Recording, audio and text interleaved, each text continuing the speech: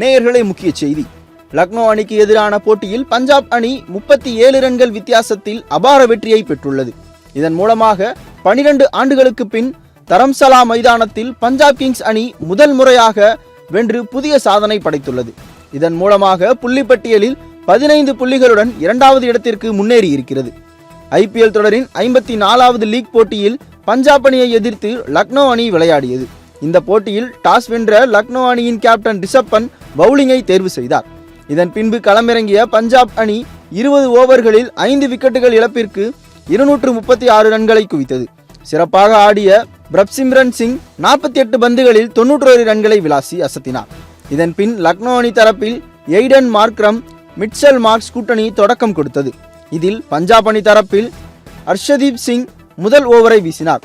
அந்த ஓவரிலேயே பந்து ஏடாகுடமாக ஸ்விங்காக ஆட்டத்தில் பரபரப்பு ஏற்பட்டது. இதில் மிட்சல் மார்க்ஸ் தூக்கி அடிக்க பந்து அதிக உயரத்திற்கு பறந்தது.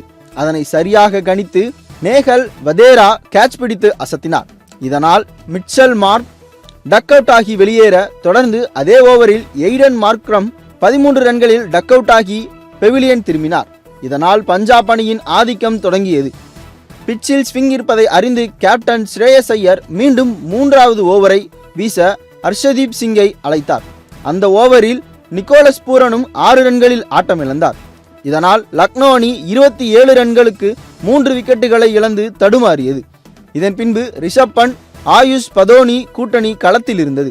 இதில் ரிஷப் பண்ட் அட்டாக் செய்கிறேன் என்று 18 ரன்களில் ஆட்டமிழக்க, பின்னர் வந்த மில்லர் 11 ரன்களிலும் வெளியேறினார். இதனால் 10 ஓவர்களில் லக்னோ அணி 74 ரன்களுக்கு 5 விக்கெட்டுகளை இழந்திருந்தது. இதன் பின்பு பதோனி, அப்துல் சமாத் கூட்டணி அதிரடியாக விளையாடி சிறிது நேரம் போராடியது. வைசாக் வீசிய 12வது ஓவரில் மட்டும் 2 சிக்ஸ் 2 பவுண்டரி உட்பட 21 ரன்களை விளாசினார். தொடர்ந்து ஷாகல் பவுலிங்கிலும் 2 சிக்ஸ் விளாசப்பட ஸ்டாய்னிஸ் வீசிய 15வது ஓவரில் 17 ரன்களை குவித்தனர். இவர்களின் பார்ட்னர்ஷிப் 81 ரன்களை எட்டிய போது அப்துல் சமாத் 45 ரன்களில் ஆட்டமிழந்து வெளியேறினார். ஆனால் மறுபக்கம் பதோனி 32 பந்துகளில் அரை சதம் அடிக்க, அதே நேரத்தில் பஞ்சாப் அணியின் வெற்றி கிட்டத்தட்ட உறுதியானது.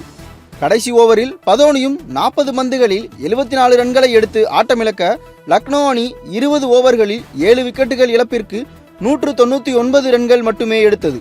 இதன் காரணமாக பஞ்சாப் அணி 37 ரன்கள் வித்தியாசத்தில் அபார வெற்றியை பெற்றது.